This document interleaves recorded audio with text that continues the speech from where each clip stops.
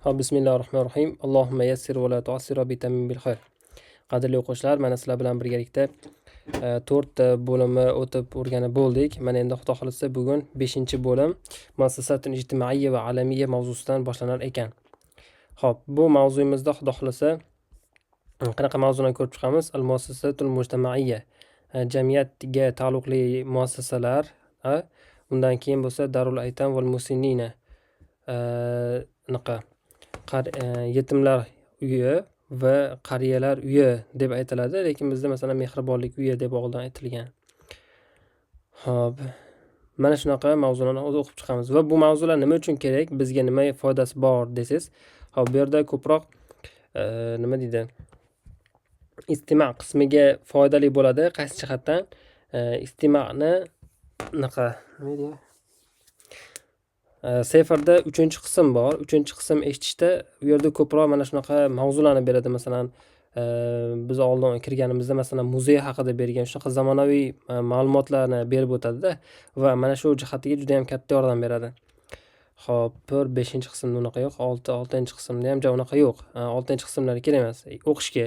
O'qishga bu mavzu qanaqa tushadi?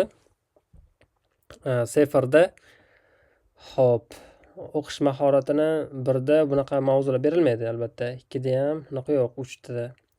3, 4, 5-bo'limlarda mana shu kitoblardagi mavzudan, ya'ni mana shu mavzulardan tushish ehtimoli bor. Ya'ni qanaqa? Mana shu ma'lumotlarga taalluqli bo'lgan, mana shu lug'atlarga taalluqli bo'ladigan ma'lumotlar berib o'tiladi va biz Xudo xolasa mana shularni o'qib o'rgansak, inshaalloh yaxshi bo'ladi. Hop, demak ketdik. Yattafiqul jami' degan joydan boshlar ekanmiz, Xudo xolasa. Misol ekronni kattalashtirib olsak. Ekran bilan ovoz o'zi yaxshi eshitilyaptimi sizlarga? Yaxshi ustozlar. Xo'sh, yaxshi. Tas'ad dawla.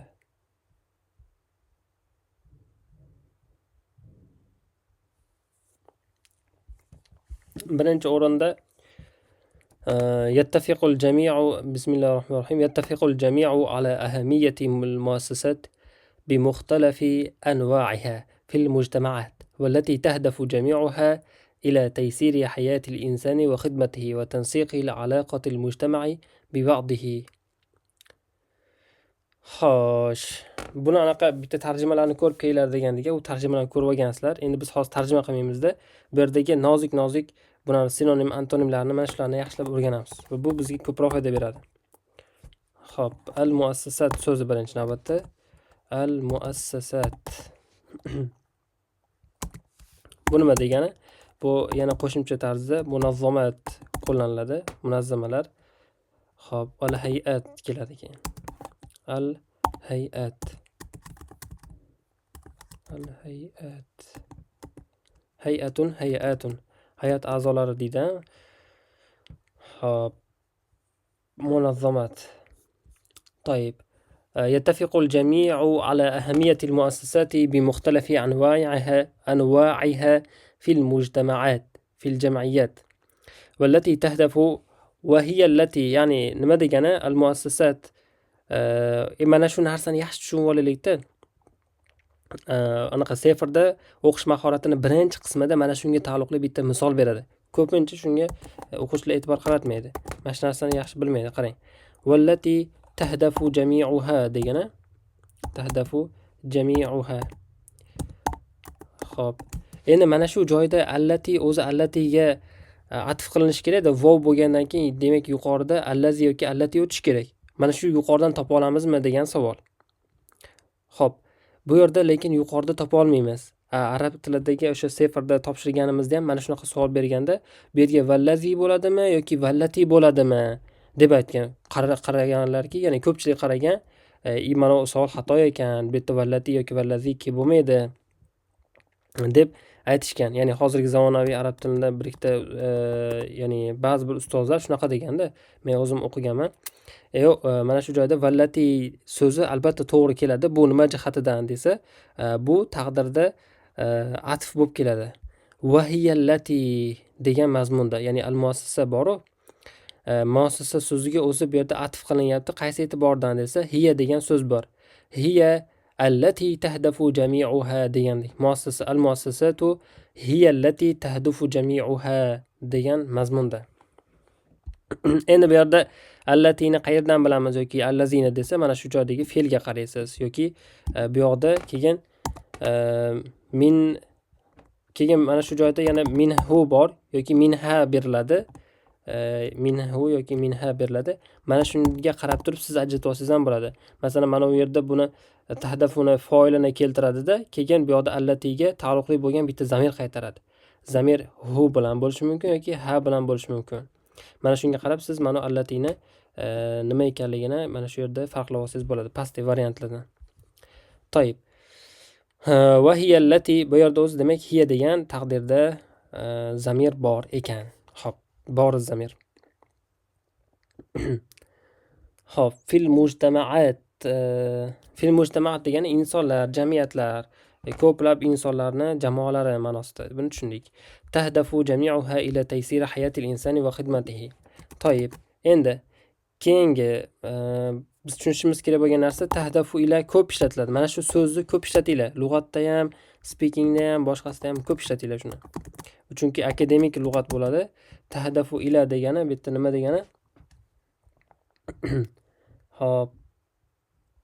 Tas'a ma'nosida, masalan, sa'a yas'a desak, tas'a ila, ya'ni tas'a li bilan keladi, lekin tas'a li bilan bo'lishi mumkin yoki aroda yuridu. O'zi bu yerda mana shu narsani maqsad qiladi, xohlaydi, harakat qiladi. Buni hammasi bitta ma'noda. Turidu desak ham bo'ladi. Turidu an bilan endi yoki turidu birorta maf'ulun bihi bilan. Endi bu yerda nima? Tahdu tamyiz ila taysir.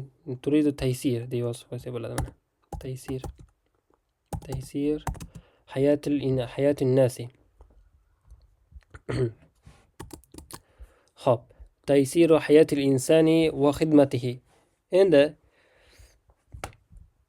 va tansiqi aloqatil mujtama'i bi ba'dihi. Xo'sh. Tansiq degani bor. Mana shu tansiq degan so'zni yaxshi tushunib olaylik. Tansiq. Bu ham ko'p keladi zamonaviy lug'atlarda, shu testlarda ko'p tushadigan so'z. Tansiq degani bu o'zi ya'ni nima deydi? Birlashtirish, muvofiqlashtirish deganda, ya'ni tavafuq desak bo'lar ekan. Hop. Suvdek, ya'ni bir xilda oqizishni aytiradi. Ya'ni jamiyatni ba'zilariga aloqasini yaxshilashga xizmat qiladi. Ya'ni qarangda, mana ba'zi bir muassasalar bor, aytaylik, nima deydi? Yo'l harakatini tartibga solib turadigan, aytaylik, vazirlik bor. U vazirlik nima uchun, bu muassasa nima uchun kerak bo'ladi desa, bu o'sha odamlarning orasidagi aloqani yaxshilash uchun. Masalan, svetofor yo'q bo'lsa, umuman olganda hamma xohlagandek yuradigan bo'lsa nima bo'ladi? Jamiyatni bir-biriga bo'lgan aloqasi buzilib ketadi, yomon bo'ladi. Mana shularni oldini olish uchun demak bu nima qiladi? Bu muassasalar jamiyatni aloqasini yaxshilaydi, bir-biriga bo'lgan aloqasini insijam deydi. Qarang, shuni ham yozib qo'yaylik-da. Insijam. Bu o'zi insijam degan so'z nimadan olingan desa, suv boru.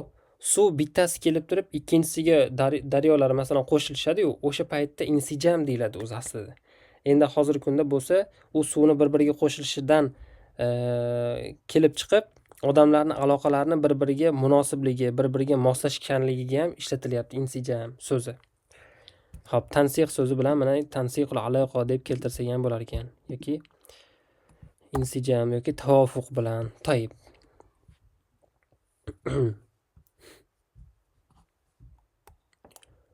خب ببعضه ولا تخلو دولة من هذه المؤسسات. طبعا ولا تخلو دولة من هذه المؤسسات بمعنى كل دولة يوجد فيها من هذه المؤسسات بعضها ببعض، بعضها مثلا، وتتنوع هذه المؤسسات بحسب دورها في المجتمع. يعني ما هو الدور الذي في اتجاه المجتمع لهذه المؤسسات، ويمكن تقسيمها إذن لثلاثة أنواع. طيب، مؤسسات تابعة للدولة، مؤسسات خيرية ومجتمعية بإشراف من الدولة. Bu yerda nima ikkinchi bo'lim 3 bo'limga bo'lsak bo'ladi.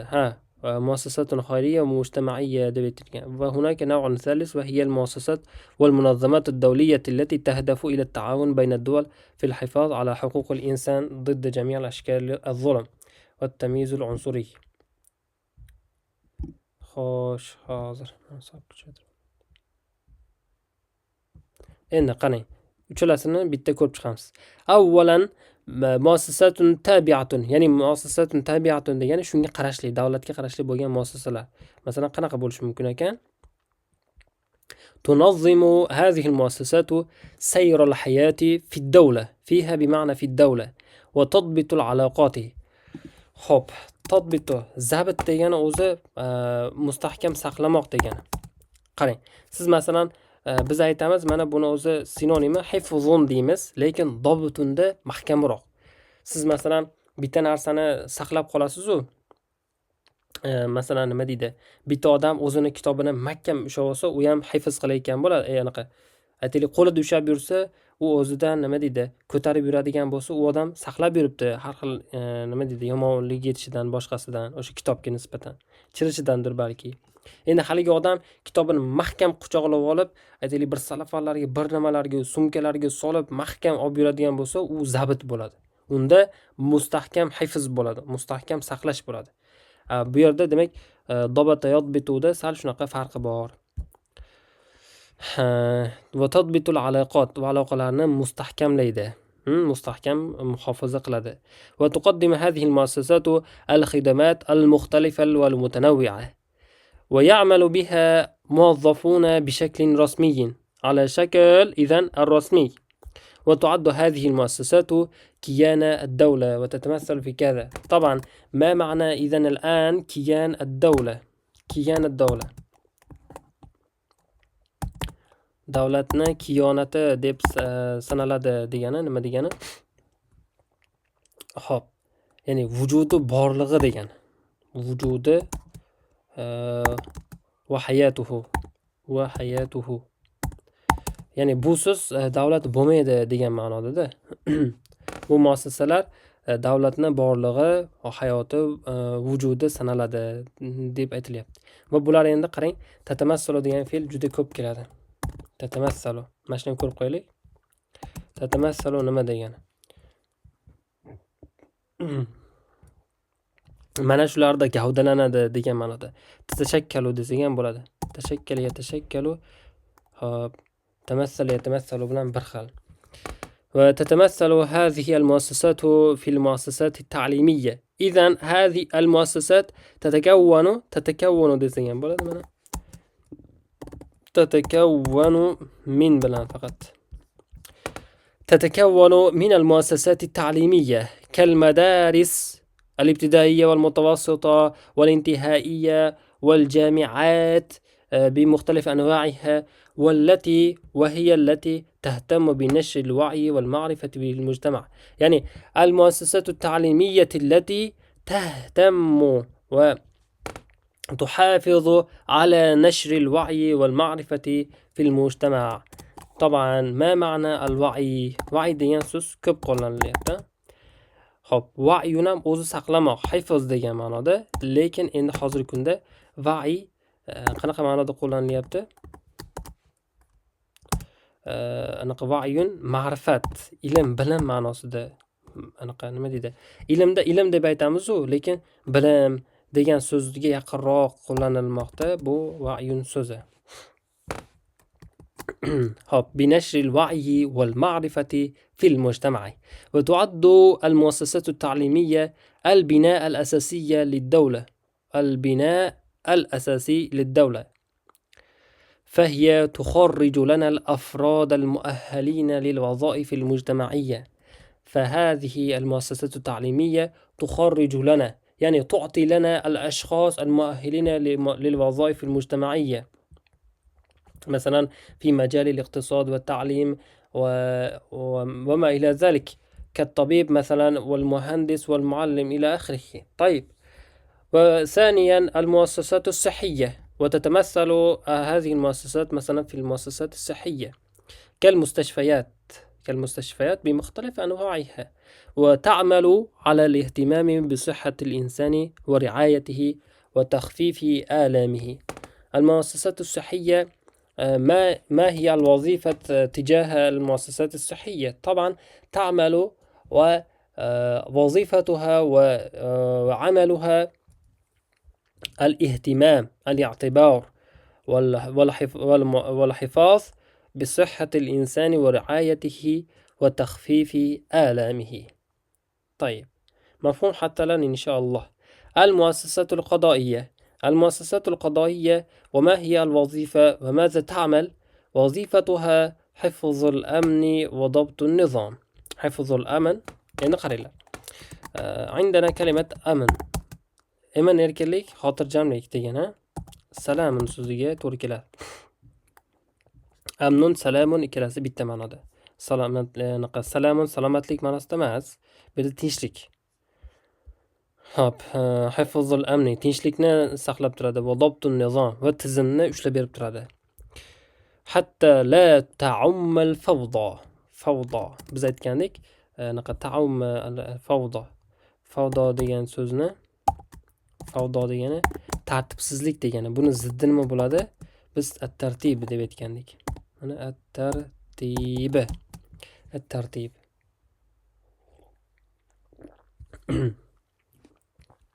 حتى لا تعم الفوضى بمعنى حتى لا تنتشر، حتى لا تكبر الفوضى، حتى لا يعني تكبر شيئا فشيئا المشكلة من المشاكل. وحفظ الحقوق وحفظ الحقوق، حقوق الناس، ونصرة المظلومين والملهوفين. endi bizda manaqa so'z kelib qolishi mumkin. Mazlumina so'ziga. Mazlumina. Malhuf, bechora hol. Nima oftobahol deb aytiladi. Malhufina. Malhufina. Bular bechora, o'sha zulmga uchragan insonlarga masalan holati qayg'uli bo'lgan insonlarga bais deb aytiladi. Baisina desak ham bo'ladi. Kambag'al, bechora insonlar nisbatan. طيب، ومؤسسات الخدمات العامة مثلا، وتهتم بتيسير المرافق العامة من الماء والكهرباء والغاز. endi mana shu joyda bitta savol tug'iladi.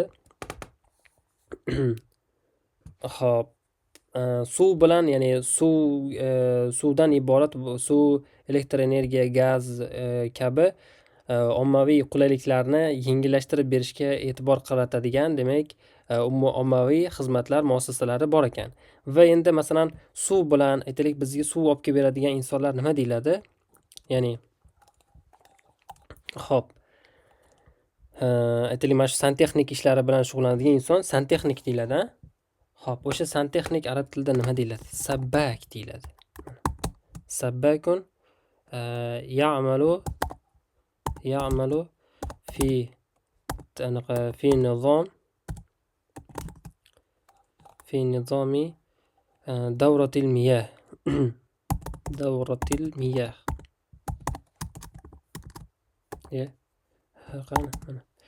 suvlarni aylanish tizimi borasida demak ishlab berar ekan sabbak. Demak shunday.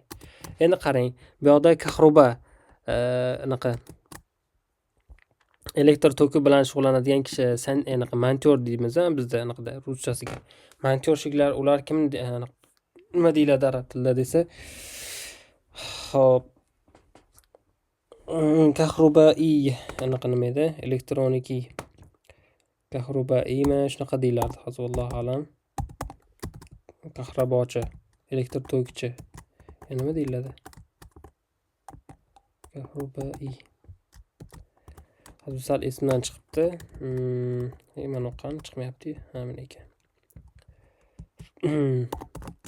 Vallazi, demak u kishi ya'malu, demak fi islahi, demak tuzatishda nima qilar ekan? tuzatish, o'rnatish va tarkib bunaqa tartibi nizom nizom al-kahruba.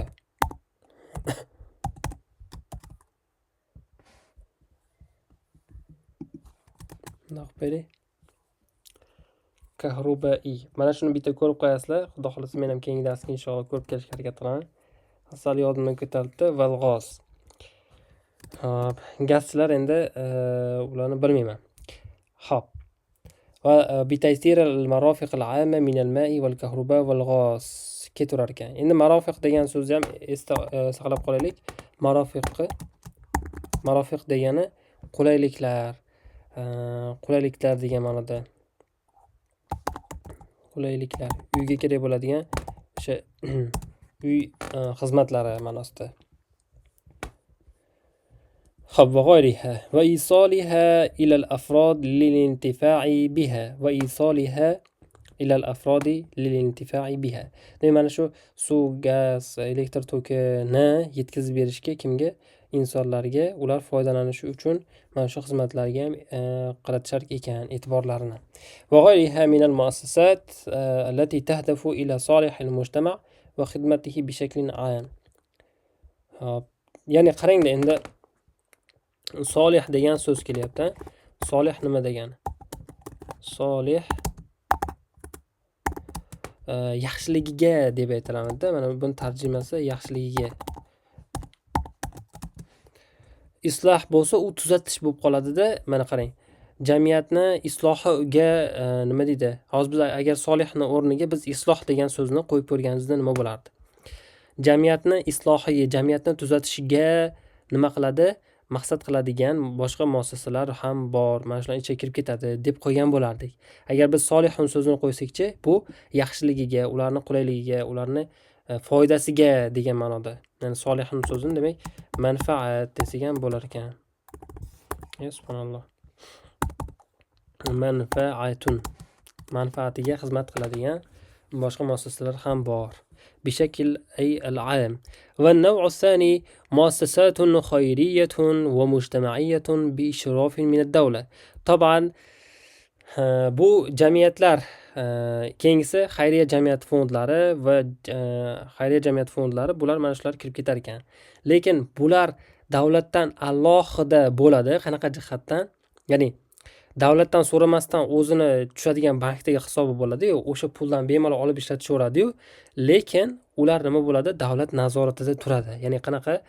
Ular haqiqatan ular o'zlariga yuklatilgan, o'zlari maqsad qilib qo'ygan, belgilagan maqsadlarni amalga oshirishyaptimi yoki oshirmayaptimi? Bu davlat nazoratida turadi.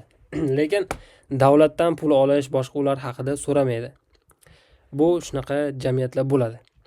تهدف إلى مساعدة الفقراء والأيتام وتقوم غالبا على جمع التبرعات من ذوي الأموال وإيصالها إلى الفقراء والمحتاجين. عند تبرعات degan so'z. Tabarruat so'zi ihson degan. Mana masalan masjidlarga agar boradigan bo'lsanglar, o'sha ko'rasizlar, nima ihson qutisi qo'yib qo'yadi-yu, ha? U o'shanga sunduq tabarruat deb qo'yishadi. Ya'ni ihsonlar qutisi. Yoki umuman olganda mana shunaqa ihson qutilariga nima tabarruat deb aytiladi. Bizdagi mana unaqa ihsonotlar deb aytilmaydi, lekin arablarda unaqa yo'q. Xo'p, tabarruat degani o'zi nima degani? Bir ishga o'zi kelishib, nima deydi? O'zidan kelib chiqib yaxshilik qilish degani. Tabarru'u. Lekin bu tatavvudan bu ham o'shanga o'xshashroq, ma'nosi shunga o'xshashroq bo'ladi. Xo'p, buni tushunib oldik menimcha. Buni ihsonot deb qo'ysak bo'ladi tushunish uchun. Ihsanat. طيب على جمع التبرعات من ذوي الأموال يعني من أصحاب الأموال وإيصالها على جمع التبرعات وإيصالها إيصال الأموال إيصال التبرعات إلى الفقراء والمحتاجين علاوة يعني بالإضافة إلى معنى استكلة علاوة على ديان Aylavatan. Bu ham akademik so'z. Aylavatan alani ko'p qo'llala. Bu ham juda zo'r so'z. Bu idofatan ila degandek ma'nosi bir xil chiqadi. Xo'p, idofatan ila ma'nosiga to'g'ri kelar ekan. To'yib. على المحو الأمية على محو الأمية وتعليم بعض المهن اليدوية. ويعمل بهذه المؤسسات فريق عمل من المتطوعين. Endi bu muassasalar bilan shug'ullanadi. Kimlar desa, volontyor, ya'ni o'z xohishi bilan ishlaydiganlardan ish jamoasi nima qilar ekan? Ish jamoasi ishlar ekan. Ya'ni bu yerda rasmiy holatda ish bo'lmaydi. Umumiy ish bor, umumiy masalan xizmat bo'ladi, o'sha xizmat qilinadi. Shunday. Bu yerda kimgadir mana uncha qilishingiz majburiy, unaqa degan narsalar bo'lmaydi. طيب. وهناك نوع ثالث وهي المؤسسات والمنظمات yuqorida aytganimiz والهيئات الدولية التي تهدف إلى التعاون بين الدول في الحفاظ على حقوق الإنسان. تهدف إلى التعاون بين الدول في الحفاظ على حقوق الإنسان ضد جميع الأشكال الظلم والتمييز العنصري. Endi uchinchisi qanaqa desa, qarang, birinchi jamiyat o'zini muassasalari bor, keyin jamiyatdan alohida bo'ladigan muassasalar bor va uchinchisi bo'lsa davlatlar aro nazorat muassasalari bor. Va endi uchinchisi mana shu turga kirib ketadi. Va munozamat davliyati allati tahdafu ila at-ta'awun bayna ad-duwal fil hifaz ala huquq al-insan. Kal UNICEF. بعد قليل إن شاء الله سنقرأ. ضد جميع أشكال الظلم والتمييز العنصري. Endi at-tamyiz al-unsuriy degan nima degani desa, irqchilik degani. At-tamyiz al-unsuriy. Bu o'tgan yili 2023-2024 mana shu mavzu tushgan. Siz at-tamyiz al-unsuriy haqida nima deya olasiz? Nima u at-tamyiz? Ajratish nima degani? Hozir tanalda tushayotgan bo'lishi ham mumkin. Shunga qaro adashmasam, sal xiyol kelib turibdi-da shunaqa mavzu. At-tamyiz al-unsuriy degani demak al-irqiyya. Al-irqiyya. Ya'ni irqchilik, ya'ni nima deydi? O'sha badanini oq tanli, qora tanli deb ajratish, qizil tanli deb ajratish, mana shu haqida gap ketyapti. ضد جميع أشكال الظلم والتمييز العنصري كجمعية حقوق الإنسان. إنسان حقوقلari jamiyati ham bor bilasizlar. ومنظمة يونيسف التي تهتم بدعم الأطفال وحماية حقوقهم في أكثر من 190 دولة حول العالم. 190 dan ortiq davlatlarda bolalarning huquqlarini himoya qilish va bolalarni qo'llab-quvvatlashga demak e'tibor qaratadigan munozzamaga kirib ketar ekan. Va bu umumiy mazmunda mana shu mavzu edi biz o'qishimiz kerak bo'lgan. Xo'p, unda xolasa keyingisini ham bitta o'qib qo'yaylik, undan keyin inshaalloh yakunlaymiz.